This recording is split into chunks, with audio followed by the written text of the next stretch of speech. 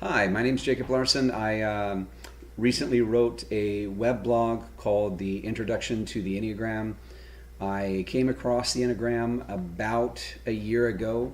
In that time, I've been reading, studying different things on the Enneagram, and I wanted to put these videos out there to kind of introduce it to other people, let other people know about it, and kind of share with you my thoughts on the Enneagram and how it's helped me and interpersonal relationships and things along those lines. Couple things I want to cover at first. I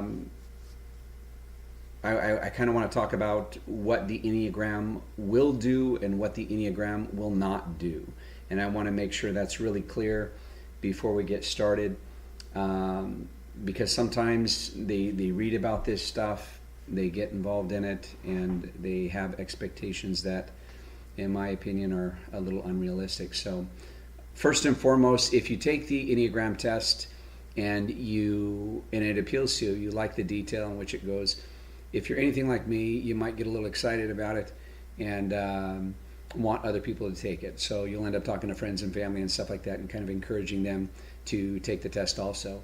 And what I have found is some people will and some won't. There are 9 different Enneagram types, and believe it or not, some of those types are really not interested in taking a personality test. Some of those types will take the test, but have no interest in actually doing any work involved in going further with it.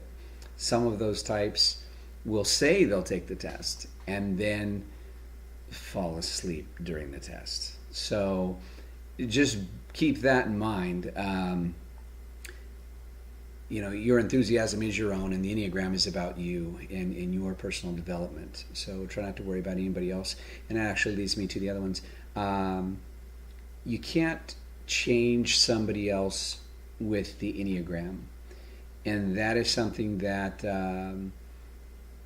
can be somewhat difficult if you have a friendship or a coworker or a spouse, somebody that you're with, that while in the process of your personal self-development of going through the Enneagram, you see things in them, you notice things, and then you're like, hey, this, you should check this out. It typically doesn't work that way. The Enneagram is not going to fix a marriage. It's not going to fix a work-related problem, anything along those lines. There are 2 sides to every coin when it comes to interpersonal relationships and stuff like that, and you're only responsible for your side. You can only take care of your side. You can't fix somebody else. So don't try. I mean, it's as simple as that. Just don't try. Work on your side of the coin. The things that you can take care of in yourself. The things that you can change and develop and cause to mature. Things along those lines. The Enneagram will not diagnose or treat any mental illness or psychological disorder, and that's a mistake that I've seen people make too. The internet's an amazing thing. I mean, I enjoy the internet. I love to read and I love to research and things along those lines, but sometimes everybody knows that, and it's kind of a joke, that if you have a physical problem, to stay away from WebMD. I mean, the doctors kind of joke about that right now. They're like, if you're feeling sick, don't go to WebMD and try to diagnose yourself, because you're just going to freak yourself out. Well, when it comes to mental illness, psychological disorders, things along those lines, I believe the same advice should be given. There's a lot of people that get in, arguments or conflicts with friends or family or coworkers or in relationships, and they immediately go to the web and they start reading things about bipolar disorder and narcissism and all this stuff, and there's memes all over Facebook, and it's pretty fascinating. You can take little short version tests, and although I find that stuff interesting and sometimes fun, it does concern me a little bit when I see people labeling their coworker or their spouse or a friend or something along those lines with actual mental illness diagnosis based on something they read on the internet. They read a 10-point bullet meme, or they were talking to their friend. And I had a buddy of mine who was upset with this lady, and during the course of the conversation, he says, I honestly believe she's bipolar. And I was like, why would you think that? And he says, well, I came across this thing online. I was reading it, and I took the test, and she fits all the things. And I said, okay, well, wait a minute here. Did she take the test, or did you take the test? He says, well, I took the test, but I know how she's going to answer. And I said, okay, well, it doesn't work that way. I mean, that's not really how it works when going through a diagnosis. And he says, well, my brother thinks that too. And I said, but your brother's a landscaper. He does landscaping for a living. I mean, that's not really someone who's qualified to make that type of diagnosis either. So, I want to point it out because, like I said, I think a lot of people get tripped up on that. And there's no doubt you're going to go through the Enneagram, and you'll see. I mean, the Enneagram is designed to point out or put a spotlight on your best behaviors and your worst behaviors. And it's designed with the supporting material to help you work on yourself. But in the process of that, you'll see deficiencies in other people. I mean, you just absolutely will. I mean, it's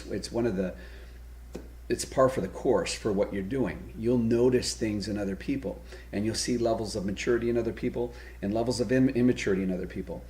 It's not your job to fix them. It's not your job to point that out to them. The only thing you can do is work on you, and that's the point of the Enneagram. That's the point of the Enneagram. Focus on you. Focus on your side of the coin, the things that you can fix, the things that you need to pay attention to. That's what's important. But don't look to the Enneagram as a diagnosis. It's not. It's not a diagnosis, okay? You're not going to have an epiphany moment here and suddenly be able to stick a label on somebody. Most of the serious mental health problems and issues fall outside of the Enneagram. In other words, you could be one of the 9 personality traits on the Enneagram scale and still have a mental illness outside of that needs to be tested and diagnosed by a doctor. Someone who actually works in the psychiatric or psychology field, something along those lines. Not your friend who works at Bimart, not your mother, brother, sister, cousin that used to do something or really has a good grasp on people. When it comes to mental health diagnoses, don't be a doctor. Stay out of it. Quit, don't play those games. For 2 reasons. Number 1, 9 times out of 10, you're not going to be accurate. What you think is probably not true. I hear a lot of women refer to their men, oh, he was so narcissistic. Narcissism is a very, very unique thing. Seriously, less than 1% of the population have that. So stay away from stuff like that. And number 2, it'll ruin your relationship if you got it. That friend is not going to want to hang out with you anymore. Okay? Your spouse is going to have resentment towards you if you start putting labels like that on them. So don't even go there. Focus on your side of the coin when you're studying this. You're going through these courses, when you're going through the tests and you get the supporting material and you read about it, don't worry about the other person, the other people in your lives. Don't try to solve their problems. That's not how it works. This is all about working on you as an individual. And so I want to bring that up because the temptation's there. It's there. When you start going through this stuff, I mean, it's kind of like, wow, I can really see things different. Just stay away from it. Don't do it. Okay, Enneagram's not going to prevent or cure an addiction. Not designed for that either. Once again, you can have one of the 9 personality types, but an alcohol problem, a drug addiction, a self-destructive gambling habit, something along those lines. The Enneagram is not designed to cure or prevent something like that. It's just not. So once again, can't play doctor, can't play something like that. If you have a friend or family member that is going through a tough time in that area, you're going to want to look for resources that are above and beyond the Enneagram. That doesn't mean that they can't get some value out of the Enneagram. They can. They absolutely can. But it does mean that it's got its limits, and that's definitely a limit. Okay, so let's talk about what the Enneagram will do. It will help you understand you better. You'll understand yourself better. You'll understand why you do some of the things you do and say some of the things you say. It'll make more sense to you. It'll allow you to get along with other people better. You'll be able to have a better grasp of how to respond to certain people and how you should take care of certain situations. And this is a tough one. It will allow you to forgive yourself. And that's a big deal because a lot of the negative personality traits on the 9 personality types have things that involve an unwillingness to, I don't know how to say this, an unwillingness to recognize the good qualities of themselves. There's a lot of negative self-talk that goes on with people, and it comes to how they feel about themselves. Let's put it that way. So the Enneagram will allow you to forgive yourself. For instance, I met a lady one time, she did the Enneagram, and one of the things that she always hated about herself was she was forgetful. She would misplace things. Literally, there would be random things left throughout the house. And it would not make sense. It'd be totally arbitrary. But, she did the Enneagram, and she always said, I always hated this about myself. I always thought there was something wrong with me. After having done the Enneagram, I realized there's nothing wrong with me. This behavior is actually pretty typical and normal for somebody who is a whatever number, 6, 7, 8, 9, whatever. You see what I'm saying? I mean, you'll do things about you'll notice things about yourself that you've done for years, and it's a negative thing. For whatever reason, you can't figure out what to prevent it. It's just a habit. You keep falling into it. You don't know why. You go through the Enneagram test, and you'll be like, oh, okay. Yeah, this makes sense. Now I get it. Now I understand why this is something I do, but some of the people around me don't seem to have the same thing. So you'll be able to give yourself a break and go, this is my personality type. This is me. Okay? I can still work on me. I can still work to change that, but I have a better understanding of why this keeps happening because this is ingrained in me. So that's a good thing. Forgiveness is good. It will provide for you a tool, a resource that you can use for reference. If you do have a conflict situation at work, if you do have something that you come across that you really enjoy and you didn't realize you enjoyed it, but now you really enjoy it and you're kind of thinking, why didn't I think of that before? Why isn't something I didn't think of before?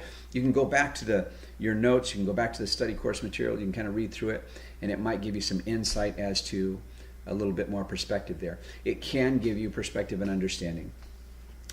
It can also help you shorten your learning curve. That's a big one. I mean, shorten that learning curve. When you meet different people, when you have different conversations, there is a learning curve. Doesn't matter if you're trying to develop a new friendship, a new intimate relationship, start a new job. everybody starts out with great expectations, and then over time they discover things about that friend or that person or that job that they're going, I didn't realize that this was here, and now that I know, I'm not sure how to deal with it, I'm not sure how to handle it, stuff like that. This Enneagram will give you some tips on things that you can pick up a notice, in advance, that's going to put you in a better position to tackle those challenges as they come and make you a little bit more understanding. I'm telling you right now, if I had this thing 20 years ago, some of the mistakes that I've made through my employment, with my friendships, in my intimate personal life, they wouldn't have happened. I would have seen it entirely differently. I would have known myself better enough to respond differently. So I can't stress that enough. Use the Enneagram to grow and develop and mature you. And, like I said, not everyone is going to take the Enneagram. And not everyone's going to want to work on personal development. Personal development kind of sucks, to be totally honest. I mean, you've got to be someone who's willing to be honest with yourself and take responsibility for who you are. And sometimes that's a tough pill to swallow. I mean, it just is. Sometimes people don't want to do that. And for whatever reason, they avoid it. And some personality types are more prone to that, and others aren't. So, like I said, I wrote a web blog on the Enneagram. I posted it. I will post the link. It looks something like this. I don't know if we can see this. Okay. As you can see, the Enneagram has got, I can't hold this right. It's got nine different personality types. First one's called the Reformer. Second one's called the Helper. Third one's called the Achiever. 4 is the Individualist. 5 is the Investigator. 6 is the Loyalist. 7 is the Enthusiast. 8 is the Challenger. 9 is the Peacemaker. Okay. So when you take the test, when you go, I put a link to the Enneagram Institute on the blog site. I'll also try to list it on this video comments here. You can go to the Enneagram Institute. They've got a place where you can actually click on to take a test. You'll pull up the test. It's going to look similar to this. If you open these pages here, it's got these, I don't know if I'm doing this right there. It's got 3 or 4 columns there that it'll have 2 lines that are either a statement or a question, and you'll be given one choice. You can pick one of those 2, and you're going to pick the one that closely matches how you would respond or what you would say or what you would do based on what it asked you. It's made up of 144 questions. They are forced questions, meaning that, I want to clarify. I say they're forced.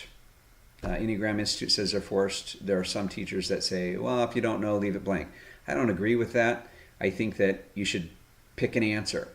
A lot of times you're going through, you're not quite sure. It's like, this doesn't sound like me. I would never do this. Pick one anyway. Just pick one. It's going to make your test results a lot more accurate. But they are considered forced questions or statements. And so you're supposed to pick one in each line item. Once you go through all 44 questions, you're going to come to the end of the test, and it will have a scoring thing that looks like this. Okay? And it's got 9 different columns. They're in letters, so A, B, C, D, E, F, G, H, I. And you'll have, what you'll do is you will tally up every single check mark that you made in column A, every single check mark you made in columns B, every single check mark you made in column C, and so on. You'll tally up those check marks. You'll come up with a numerical number, and you'll put it in the category there. Your highest number out of those 9 is your dominant personality type. That's your dominant Enneagram type. Okay? So once you find out that, you can look at the results of that and what that means. It's not uncommon for people to get 2 or 3 pretty high matching numbers. So you may have 2 or 3 numbers that are either tied at 19 or 20, or you may have 3 that are tied at 15 or something like that. But ultimately, or you might have a little bit variation in terms of the numbers, a little bit higher, a little bit lower. But ideally, you're gonna recognize a dominant personality type and either 1 or 2 subtypes. Okay, and from there you can read about on the website there. It goes into there's all sorts of subjects on the website, the Enneagram Institute, that you can do more reading on. So the first part is obviously to determine what your basic personality type is, and then you can read about centers, you can read about wings, you can read about levels of development, directions of integration or growth, disintegration of stress, 3 instincts, typing yourself, how to go about typing yourselves and others, and then also relationships. The relationship one I think is pretty interesting. Once again, I think you got to be pretty careful when it comes to that. I mean, obviously, when I know that a lot of dating apps and stuff like that try to use personality types indicators to, correctly match people, that sort of thing, and the Enneagram Institute goes into a lot more detail than they do in regards to what they feel works and doesn't work. Based on what I've read, and for the most part, what I've found is every single personality type has negative traits about it. They all do. So if a potential someone is immature in any of the negative traits, personality traits that are under that category, they can be pretty devastating to relationship. I mean, that's just how it works. So on the flips, they can be pretty much a bad mix for anybody they're with. On the other hand, there are personality types that, once again, if you are willing to, if you meet somebody who has developed themselves in their personality, their negative personality type, and they're a little bit more mature, they probably get along with pretty much anybody out of the 9. So I don't believe that it's an accurate pairing tool, I guess. I believe that it will give you insight into your partner and how to get along with them, and how they can get along with you better. In terms of determining what your needs and what their needs are, some things along those lines. But in terms of a pairing, I don't see that. For instance, 9s on the Enneagram, they're considered the peacemakers. Okay, well, I'm gonna do videos later on in regards to individual personality types, but just to give you an example, the peacemakers in 9s, I mean, they're very comfortable. They don't like conflict. They avoid conflict. 9s avoid conflict. So if you have 2 9s that are in a relationship together, neither one likes conflict. How do you think arguments get resolved? They don't talk to each other. They stay away from each other. I mean, it literally, they avoid each other. And so then you have bitterness and resentment and stuff like that builds, and that'll destroy a relationship. The 8s are called the challengers. 2 8s in a relationship, once again, probably not the best pairing. 2 8s, tend to, they don't shy away from conflict at all. So if they get in an argument, how does that go down? Well, you got 2 8s beating each other. So a lot of times when you see stuff like that, you just got to keep in mind it's about personal development and personal maturity. So I wouldn't necessarily recommend, once again, the Enneagram as a way to pick a mate type of thing. Doesn't work. That's not what it's designed to do. The centers are interesting. When it talks about your centers, there are 3 centers. After you've taken the test, you've determined what your number are. There are 3 centers. I'll try to hold this up. You have the instinctive center, the thinking center, and the feeling center. 8s, 9s, and 1s fall into the instinctive center. The 5s, 6s, and 7s fall into the thinking center. The 2, 3s, and 4s fall into the feeling center. And what that means is that is that's their mode that they automatically default into when presented with conflict or problem. Okay, so let's see here. So let's see.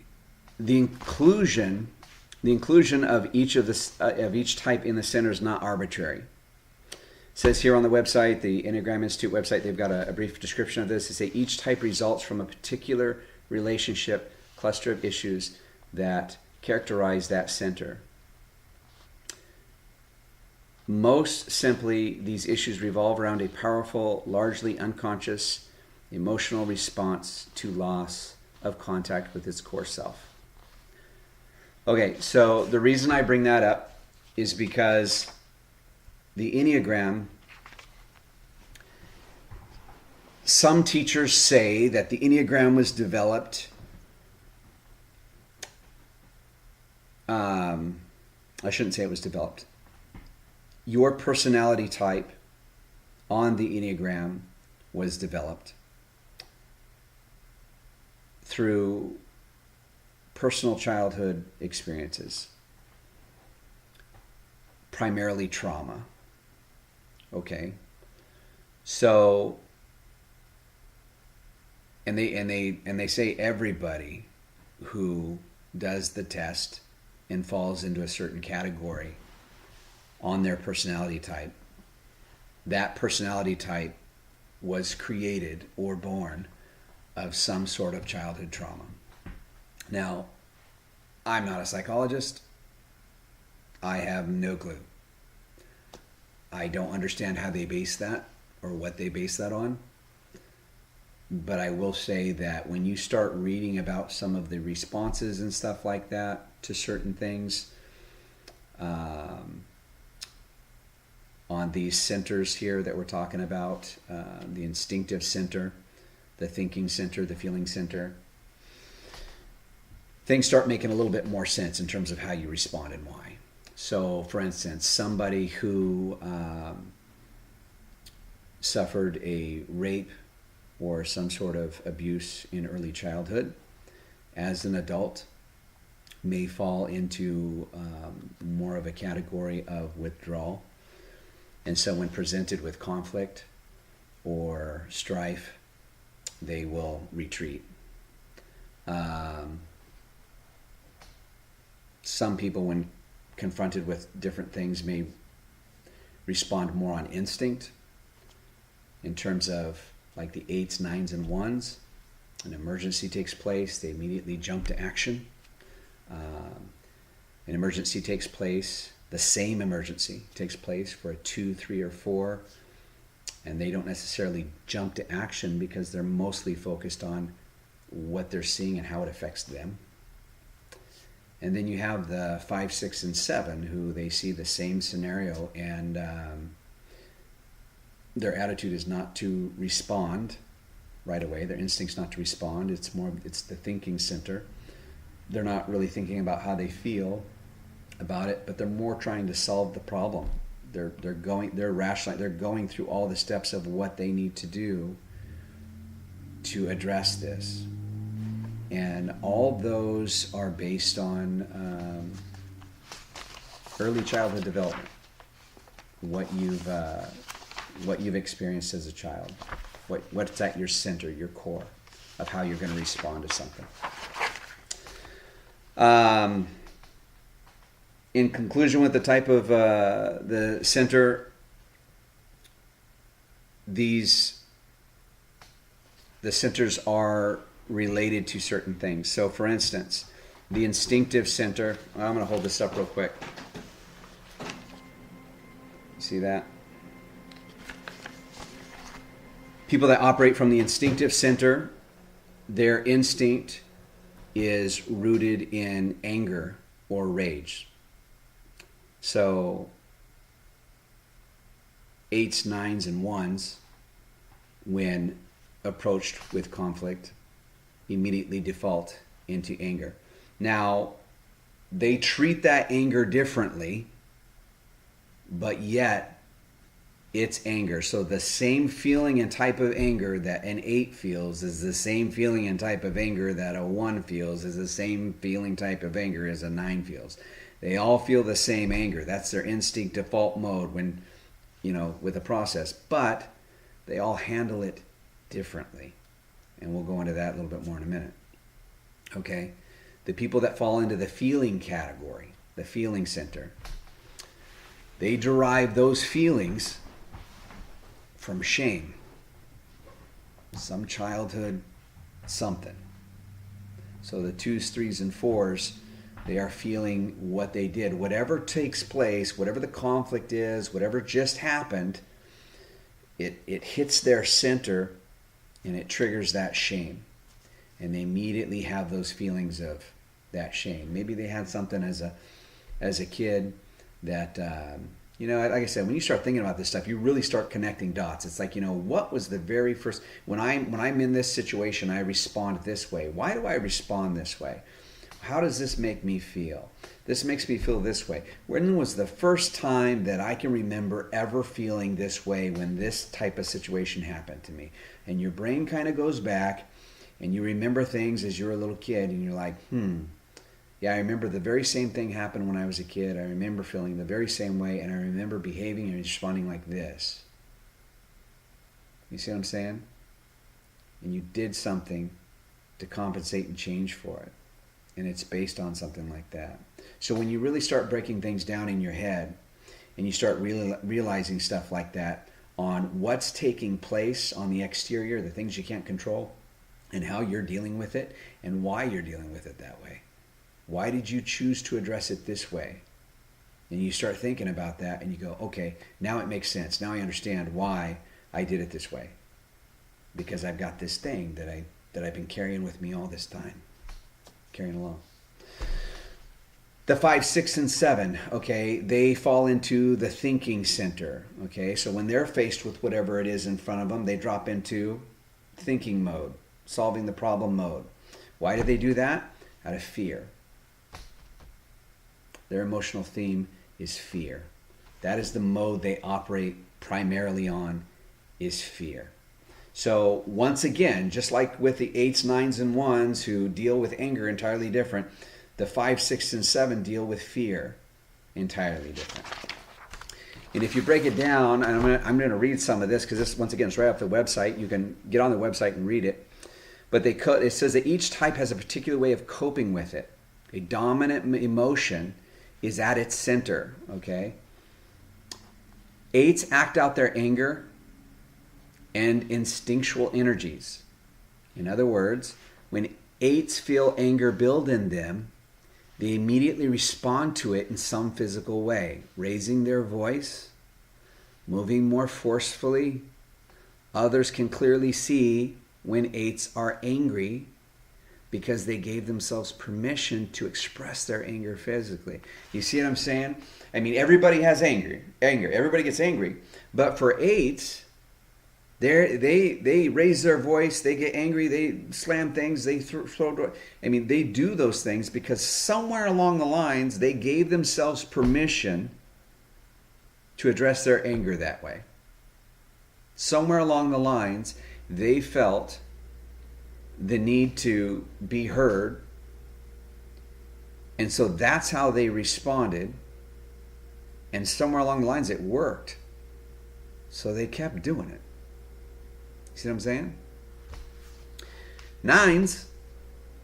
9s deny their anger. Once again, they handle it differently than the 8s. They've got the same feeling, deep feeling of anger as an 8 does. They deal with it differently. They deny it. And the instinctual energy is as if to say, what anger? I'm not a person who gets angry. 9s are a type that are most out of touch with their anger and instinctual energies.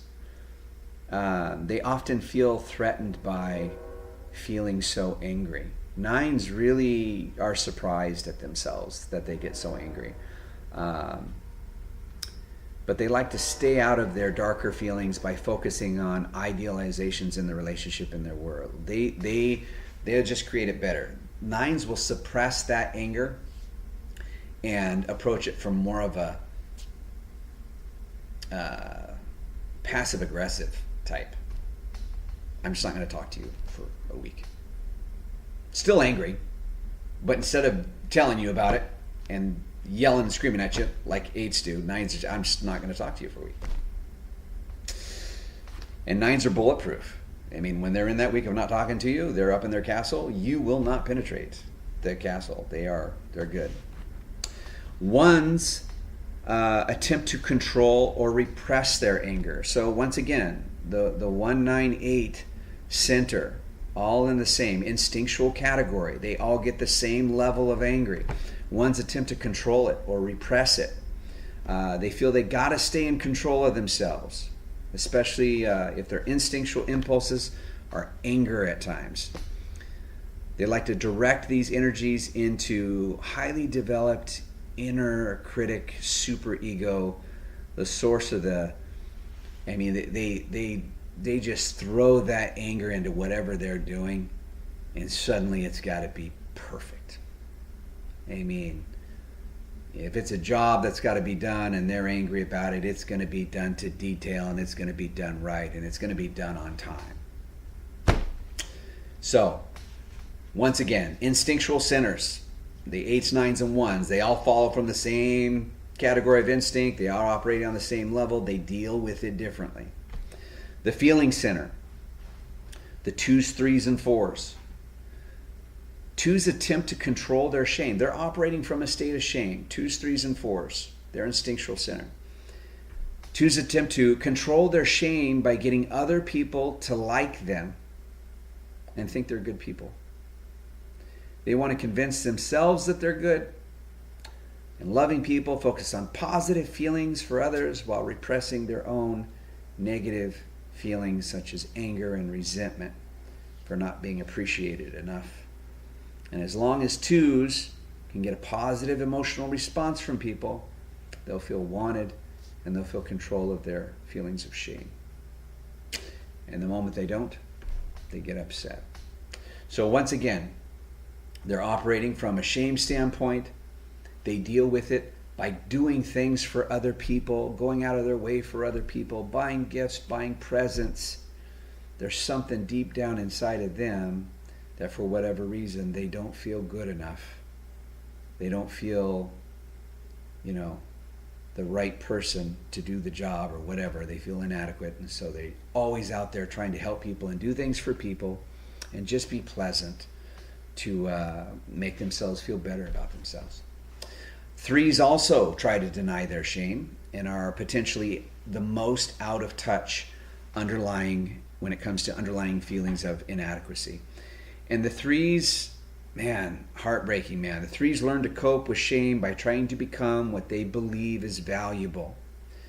Successful people, a lot of highly successful people are 3s. I mean, they are driven, perform well, acceptable, outstanding. They're driven relentlessly in their pursuit of success while staving off feelings of shame and feelings of fear of failure.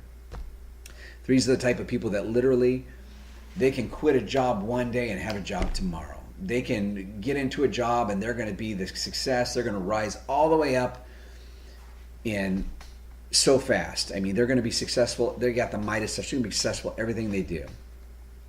And the reason for that is they're absolutely driven because they feel so much shame in who they are that they seek the outside to overcompensate and feel better for themselves. And they'll never admit it. They are the ones that look the most successful. They've got the most trophies. They are the best. They are the most highly competitive people out there. They will beat you, period. And you will not get them to admit that they internally feel inadequate, because their response to you will always be, absolutely not, I'm the best. 4s attempt to control their shame. They try to control it. by focusing on how unique and special they are, what particular talents they have, personal character traits are. Fours like to highlight their individuality, their creativity as a way of dealing with their shameful feelings. Although fours are most likely to succumb to feelings of inadequacy, fours also manage their shame by cultivating rich, romantic fantasy life in which they do not have to deal with whatever their life seems drab or uninteresting to them. So for fours, they are they're the ones that strive on individualism. They are going to be unique. They're artists, painters, poets, romantics, things along those lines. And they're dealing with their feelings of inadequacy, of shame. Last is the thinking center. Thinking center is the fives. Thinking center is the fives, sixes, and sevens. They operate out of fear. Fives have fear about the outer world and their capability of coping with it. Fives are very analytical people. They are computer programmers, accountants, stuff like that. I mean, they cope with their fear by withdrawing from the world.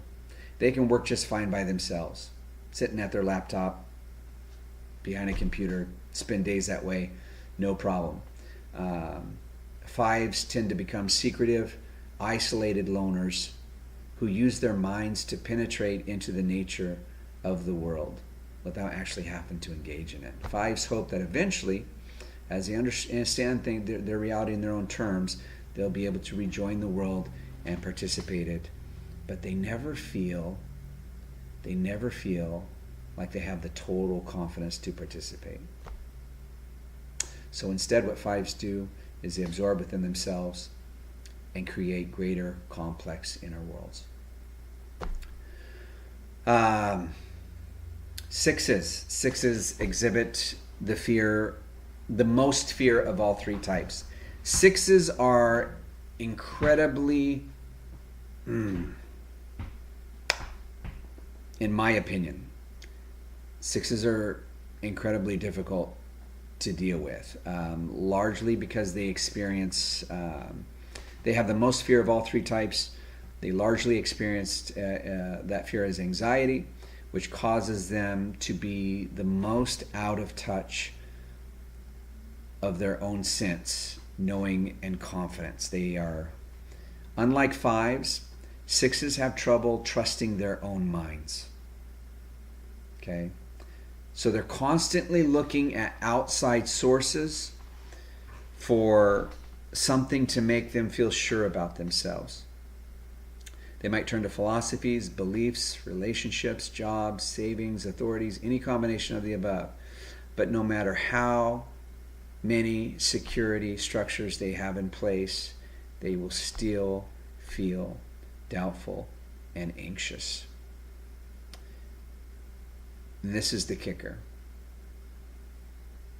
They may even begin to doubt the very people and beliefs that they used to turn to for reassurance. Sixes will turn on you. You may have helped them in the past. You may have been their support in the past. Sixes will come to not trust you too, because they can't trust themselves. They don't trust themselves, their own thoughts. They're not sure if what they're thinking is correct. So sixes can be tough. They occasionally will respond to their fear and anxiety impulsively. So sixes can be tough. Sevens have a fear about their inner world. These poor people are running from themselves. They have feelings of pain, loss, deprivation, general anxiety that sevens would like to stay clear from as much as possible. So to cope with those feelings, sevens keep their mind occupied with exciting possibilities and options. Sevens are always on the go. Sevens are always on the go. They're always doing something. They're always exploring, traveling, all doing something. I mean, they're always doing exciting stuff. They're not the type of people to sit idle. They're constantly moving, and they're doing that because they don't want an idle moment. An idle moment for a 7, home alone by themselves with their own thoughts, that is absolutely the most scary thing, the one thing they most fear. They can't do it. They don't want to do it. They avoid it at all costs, and they'll do that through throwing every outside thing they possibly can in there so they don't have to think about themselves. They don't have to think about who they are truly. So you can see, in terms of the centers, how some of these personalities would butt heads, especially if they're immature, if they're not aware of. You could see some of the damage that they could do to each other if they interacted with each other and they weren't really understanding their true natures, how they operated, and from what level, what point they're operating from. Then it drops into the wings. I'm not really going to go into a whole lot of detail on the wings like I did with the centers. You can do your own reading on that. I'm not going to go into the rest of the development and stuff like that. But I am going to flip to this again on the wings just to give you a brief thing. So that's the Enneagram there, 1 through 9, okay? If you're a 9, your wings are considered 1 and 8. If you are a 1, your wings are considered 2 and 9. They are the numbers that are on either side of your most dominant number. What that means is, in some cases, some people have both wings in play. It means that you primarily operate from your dominant number, your dominant personality type, but occasionally, given the right situation or the right choice, you might drop into, if you're a 9, you might drop into what an 8 does. Okay, follow more closely to an 8. Or you might drop into what a 1 does over there. Some people have both wings. Some people have one wing that they tend to use a lot. Some people don't really use much on either side. So once again, you have to do your own research on that. Last thing I want to cover real quick is these two quick things. So this right here, I had mentioned the book in the blog, the web blog, the Christian Perspective to the Enneagram by Richard Rohr and Andreas Ebert. They have in their book, if you read through it, it talks about the problem. Well, you can't even really see it. It gives an overview of each type. Okay, their basic fears, their motivations, how they do in relationships, careers, and then it talks about their dilemmas, and it actually gives biblical scripture in terms of, what areas they need to work on along those lines. That can be really informative. On the website, the Enneagram Institute, it's actually got how to get along with me, suggestions. Okay, if you're discover who you are, and you got a pretty good idea once you do the Enneagram test and read on the profiles and stuff like that, you can learn how to get along with the people in your life better. What's a better way to say things to them? What's a better way to approach things with them? But once again, you've got to do the work. You're not changing them, you're changing you. Get it? I mean, you're changing you. You're taking responsibility for you. And by taking responsibility for you, you're going to learn about how to approach them, how to get along with other people, different suggestions. So it doesn't matter if they're operating on their negative. You may be able to determine where they're at, and you may be able to see the immaturity of their side, but you're not going to fix that. They can operate on that level of immaturity, and irregardless of that, you're going to teach yourself how to best approach them based on they're operating on a -8 or a -9 or a -5 or whatever it is. They're operating from a state of ignorance and immaturity, and they don't know any better. They don't know about themselves. You can pick up on that, and you can approach them differently in a way. If you understand and you read on it, you understand about their personality type, you can do it in a way that's not going to upset them, that's going to diffuse the situation, it's going to change things for you. So that's about all I've got in terms of the introduction to the Enneagram. Over the course of the next few weeks, I'm going to take each individual personality type.